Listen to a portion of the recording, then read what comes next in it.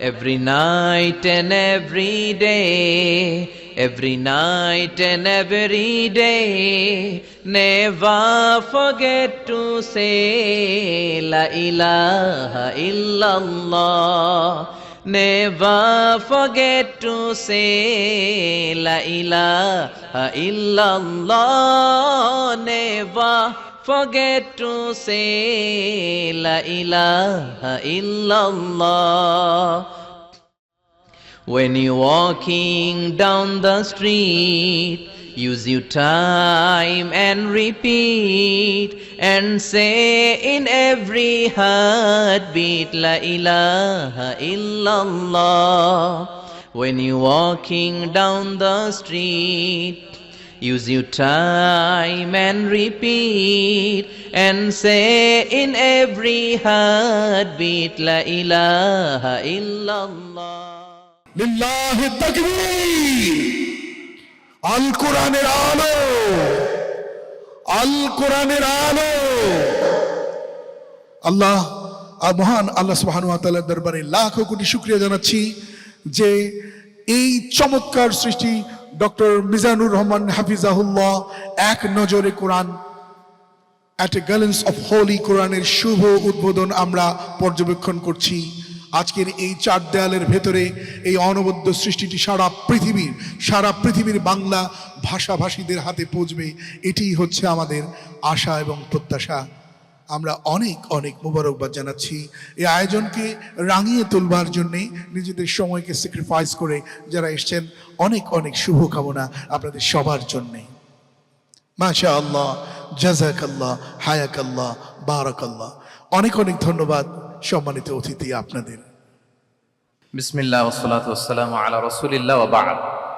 আমরা আল্লাহর দরবারে শুকরিয়া আদায় করছি যে আল্লাহ তাআলা আজকে আমাদেরকে এই এক নজরে কোরআন বইয়ের বুক লঞ্চিং সেরিমনিতে হোটেল শেরাটনের এই বলরুমে একত্রিত হওয়ার সুযোগ করে দিয়েছেন। আমরা পড়ছি আলহামদুলিল্লাহ।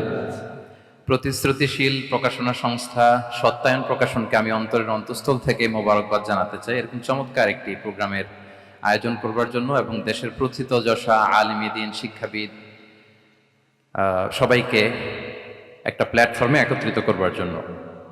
আজকের প্রোগ্রামে আপনারা যারা উপস্থিত হয়েছেন আমি আপনাদের সবাইকে অন্তরের অন্তঃস্থল থেকে শুভেচ্ছা জানাতে চাই। আজকের প্রোগ্রামে উপস্থিত হয়েছেন এদেশের প্রথিত যশা আলিম দ্বীন শিক্ষাবিদ, সাহিত্যিক, কবি, সামাজিক, ধর্মীয় এবং রাজনৈতিক নেতৃবৃন্দ সহ পুরো সত্যায়নের টিম। আমি আপনাদের প্রত্যেককে আবারও আন্তরিক মোবারকবাদ এবং অভিনন্দন জানিয়ে শুরু করছি। প্রিয় সুধী, আল্লাহর দরবারে শুকরিয়া যে এরকম একটি বড় কাজ আমরা শেষ করতে পেরেছি। আল্লাহ তাআলা আল কোরআন আল কারীমকে তিনি গোটা বিশ্ববাসীর জন্য রিমাইন্ডার বা হেদায়েত করে প্রেরণ করেছেন। মুসলিম অমুসলিম নির্বিশেষে আমরা অনেক সময় এই ব্যাপারটিকে এভাবে প্রেজেন্ট করি না। আমাদের সবারই এভাবে প্রেজেন্ট করা দরকার যে এটা হচ্ছে কোরআনটা এমন একটা গ্রন্থ যেটা সবার জন্য, for the entire universe, for the entire human being. এবং এই কথাটা আল্লাহ খুব স্পষ্টভাবে বলেছেন যে এই কোরআন হচ্ছে যিকরা লিল আলামিন। এটা হচ্ছে reminder for the entire universe. সবার জন্য এখানে রিমাইন্ডার আছে, উপদেশ আছে, মুসলিম অমুসলিম নির্বিশেষে। এবং পাশাপাশি এই কিতাবটি সর্বশেষ আসমানি কিতাব আল কোরআন আল কারীম, এটি পৃথিবীর সবচাইতে, আমি প্রায় বলি যে সবচাইতে ইন্টারেক্টিভ একটা কিতাব, লাইফ ওরিয়েন্টেড একটা কিতাব, জীবন ঘনিষ্ঠ। এর চেয়ে বড় জীবন ঘনিষ্ঠ কিতাব আর হয় না। আমরা যদি অন্যান্য আসমানি কিতাবের সাথে কোরআনকে একটু কম্পেয়ার করি, আমরা দেখব যে অন্যান্য সব আসমানি কিতাব একবারে নাজিল হয়েছে। আপনারা ব্যাপারটি হয়তো অনেকেই জানেন যে তাওরাত, ইনজিল, জাবুর থেকে শুরু করে সুহুফে ইব্রাহিম ও মূসা, এ সবগুলো একবারে কাঠের ফলকে করে একবারে নবীর হাতে দেয়া হয়েছে। যে এখানে কিছু আদেশ আছে, নিষেধ আছে, ডুজ অ্যান্ড ডোন্টস, কিছু নির্দেশিকা একবারে দিয়ে দেওয়া হয়েছে। কিন্তু কোরআন হচ্ছে একেবারে ব্যতিক্রম, একবারে আসেনি। 23 বছরের একটা লং পিরিয়ড অফ টাইমে এসেছে। রাসূল সাল্লাল্লাহু আলাইহি ওয়াসাল্লাম ওনার জীবনে, সমাজে, পরিবারে, রাষ্ট্রীয় পরিমণ্ডলে যখনই কোনো সংকটের মুখোমুখি হয়েছেন তখনই সমাধান হয়ে হাজির হয়েছে কোরআন। তিনি পরিবারে সংকটের মুখোমুখি হয়েছেন, কোরআন এসেছে। ফ্যামিলি অ্যাফেয়ার্স নিয়ে চাপে আছেন, কোরআন এসেছে।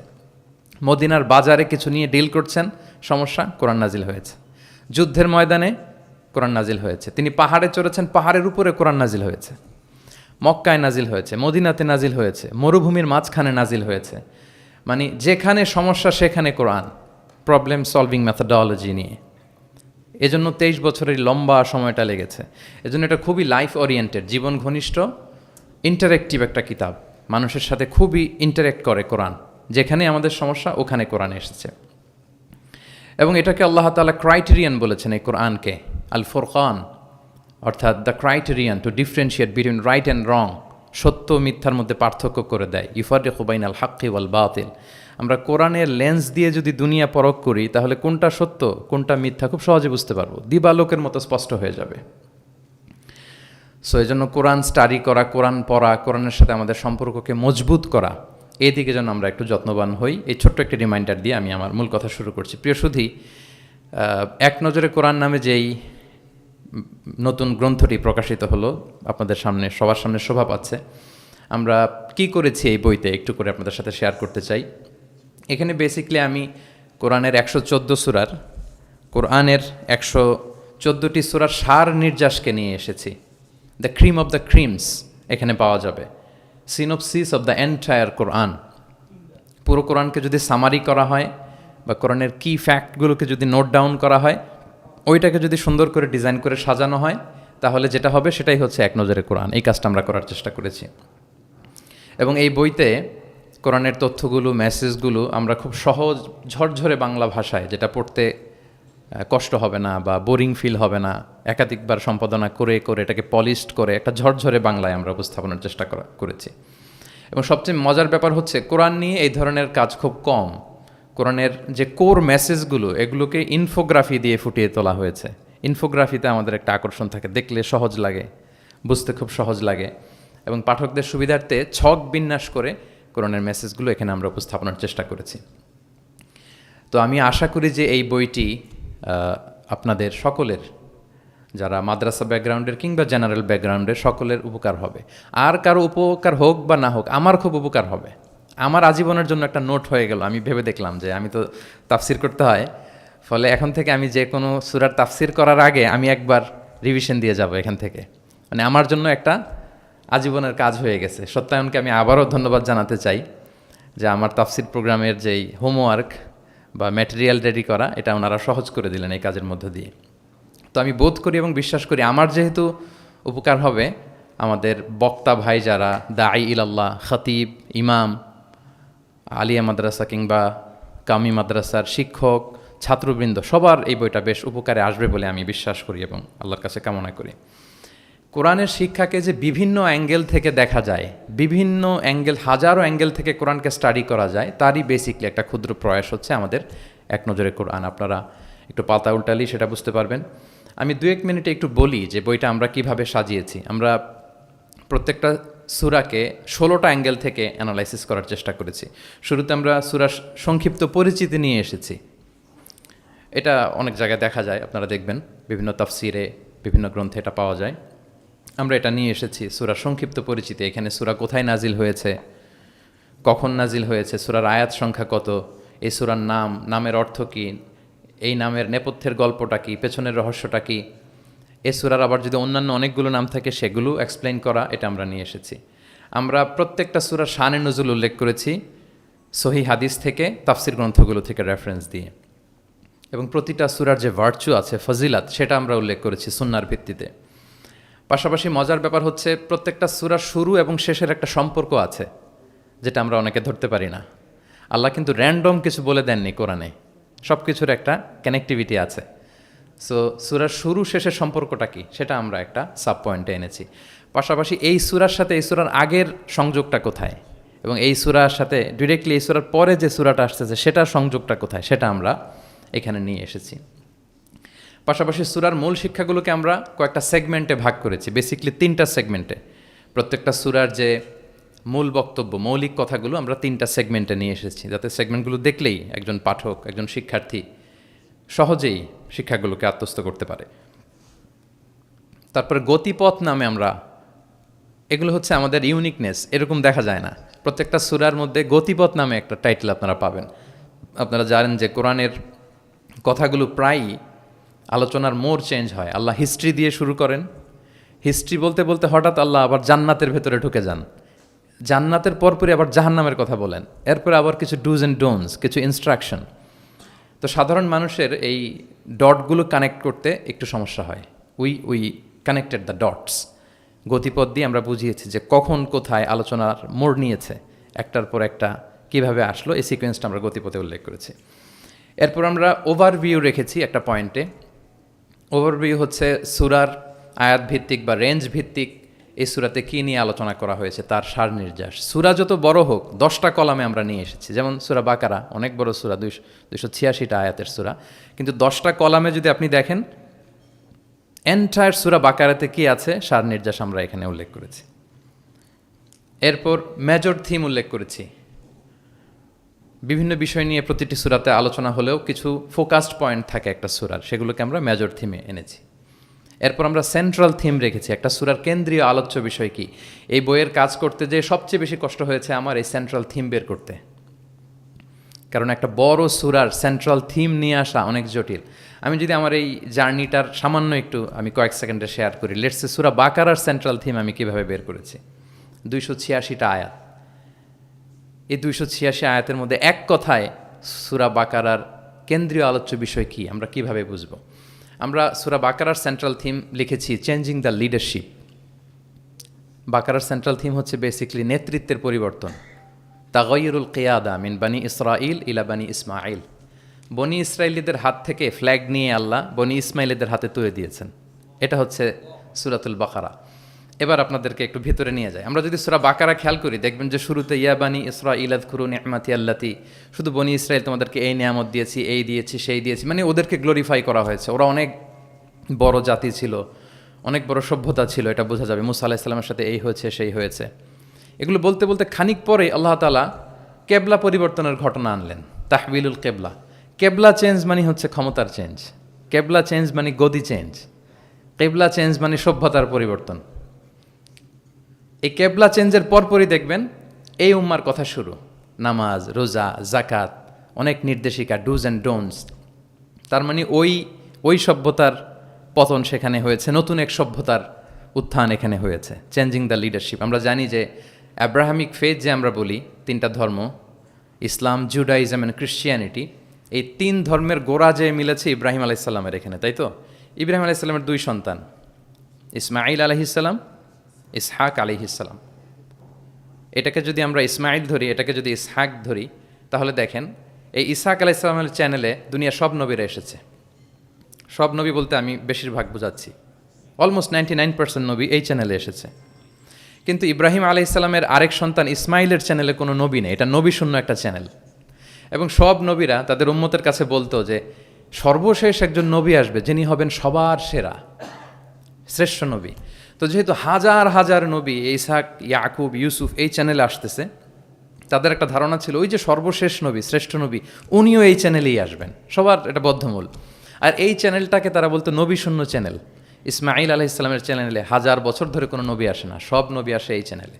কিন্তু আল্লাহ তাআলা তাদের ধারণাকে নস্যাৎ করে দিয়ে সর্বশেষ নবীকে আল্লাহ তাআলা এই চ্যানেলে না পাঠিয়ে মুহাম্মদুর রাসূলুল্লাহ সাল্লাল্লাহু আলাইহি ওয়াসাল্লামকে তিনি ইসমাঈল আলাইহিস সালামের চ্যানেলে পাঠালেন।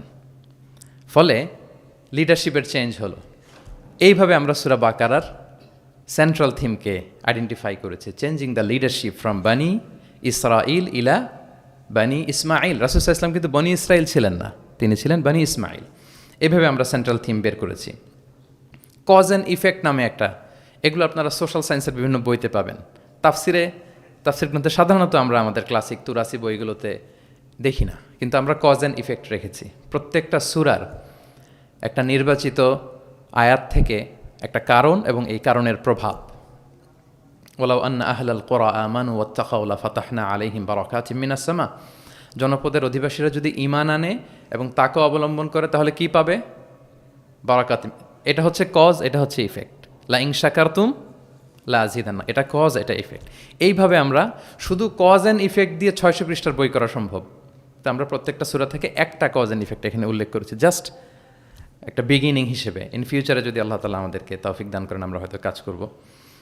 তারপর আমরা রিফ্লেকশন নামে, রিফ্লেকশন যেটাকে আমরা তাদাব্বুর বলি, তাদাব্বুরে কোরআন নামে একটা পয়েন্ট রেখেছি, ম্যাক্সিমাম একটা থেকে দুইটা তাদাব্বুর শেয়ার করেছি। এখানে আমাদের চিন্তার খোরাক আছে যে এই আয়াতের পেছনের গল্পটা কি, এখান থেকে আমাদের শিক্ষাটাকে আমরা সেখানে তুলে ধরবার চেষ্টা করেছি।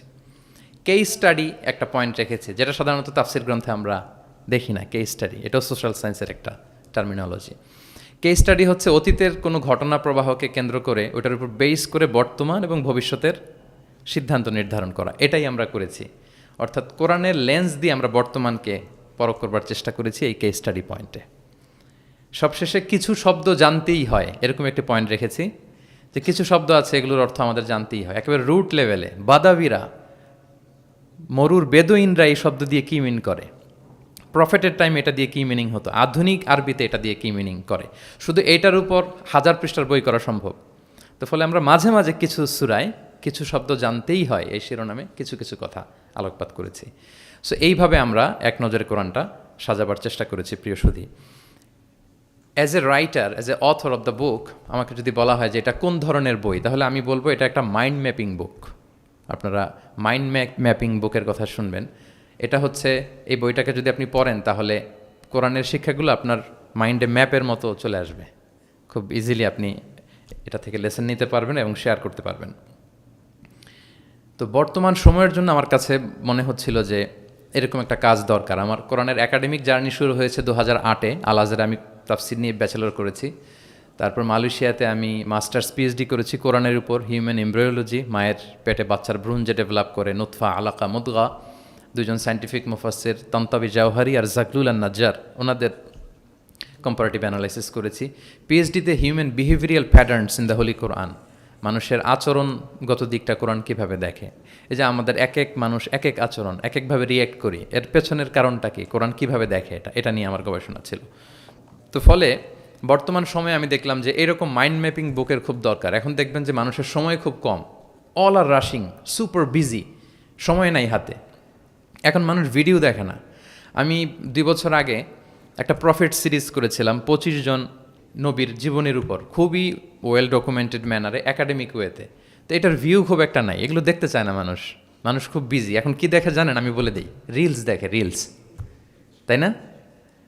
রিলসে এই 1 মিনিট, 1.5 মিনিট, 2 মিনিট সে তার জিনিসটা পেয়ে যায়। হতে পারে নলেজ, হতে পারে কোনো ইনফরমেটিভ ভিডিও, অথবা এন্টারটেইনমেন্ট, রিলসে মানুষ। তো আমি ভাবলাম যে এখনকার মডার্ন সোসাইটির কথা যদি বলি, আমরা কালচারাল এলিট বলে যাদেরকে একটু বাঁকা চোখে কথা বলি, এদের কাছে যদি আমাকে কোরআন পৌঁছাইতে হয়, এরকম মাইন্ড ম্যাপিং একটা বুক দরকার।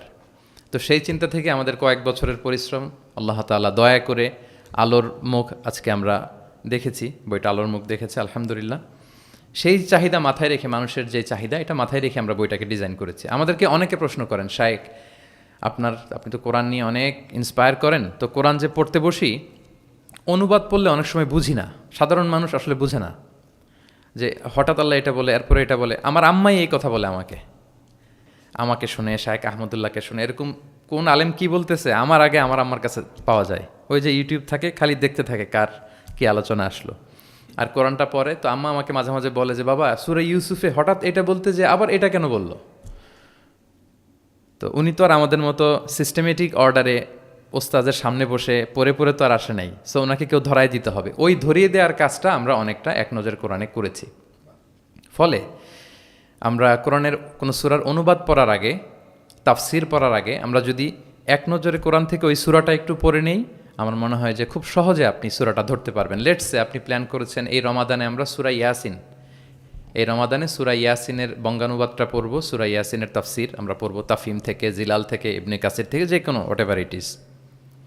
আপনি সূরা ইয়াসিনের অনুবাদ এবং তাফসির পড়ার আগে যদি এক নজরে কোরআন থেকে জাস্ট 5 পৃষ্ঠা একটু পড়ে নেন, আপনি আগে থেকেই বুঝে যাবেন এই সূরায় কি কি আছে, কি কি বলা হচ্ছে, সেন্ট্রাল থিম কি, মেজর থিম কি, সার নির্যাসটা কি সূরা ইয়াসিনের, এখানে আপনি পেয়ে যাবেন। এরপর আপনি অনুবাদ পড়েন, সহজ, you will get an overall idea, সহজ হবে আপনার জন্য ইনশাআল্লাহ বিইذنিল্লাহ।